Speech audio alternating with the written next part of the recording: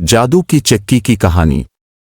एक दफा का जिक्र है कि एक छोटे से गांव में रमेश नाम का एक किसान रहता था। रमेश बहुत मेहनती था, लेकिन उसकी किस्मत अच्छी नहीं थी। इसकी फसलें हमेशा नाकाम हुईं, जिसकी वजह से इसे और उसके खानदान को शदीद मुश्किलात का सामना करना पड़ा। एक दिन जंगल में लकड़ियां काटते हुए रमेश को एक पुरानी खस्ता हाल चक्की मिली। धूल हटाने के बाद रमेश ने देखा कि चक्की पर लिखा हुआ है, ये चक्की जादू की है, जो चाहे पेश सकती है। शुरू में रमेश को यकीन नहीं आया, लेकिन चक्की को अपने घर ले जाने का फैसला किया। घर पहुंचकर रमेश ने चक्की में गंदुम डाली और पीसने लगा। चक्की दौड़ती रही और इससे न सिर्फ आटा बल्कि सोने के सिक्के भी निकले। रमेश बहुत खुश था। वो अपनी तमाम गुर्बत को पीछे छोड़कर एक अमीर आदमी बन गया।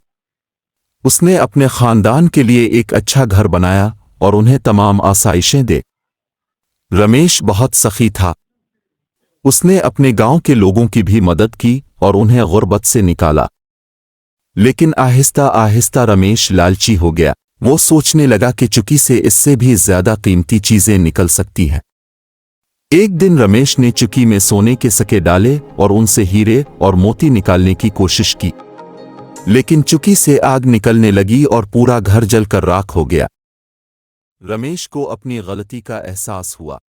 वो समझ गया कि खुशी और इत्मीनान दौलत से ज्यादा अहम है। वो चक्की को वापस जंगल में ले गया और इसी तरह काम करने लगा जिस तरह पहले करता था। रमेश कभी अमीर नहीं हुआ, लेकिन वो खुश था। उसने जान लिया था कि हिर्स एक बुरी आदत है और कनात सबसे बड़ी दौलत है। प्यारे बच्चों, इस कहानी से हम सीखते हैं कि हमें अपने आप से मुतमिन रहना चाहिए, लालची नहीं होना चाहिए। मेहनत और ईमानदारी से कमाया गया पैसा सबसे बड़ी दौलत है।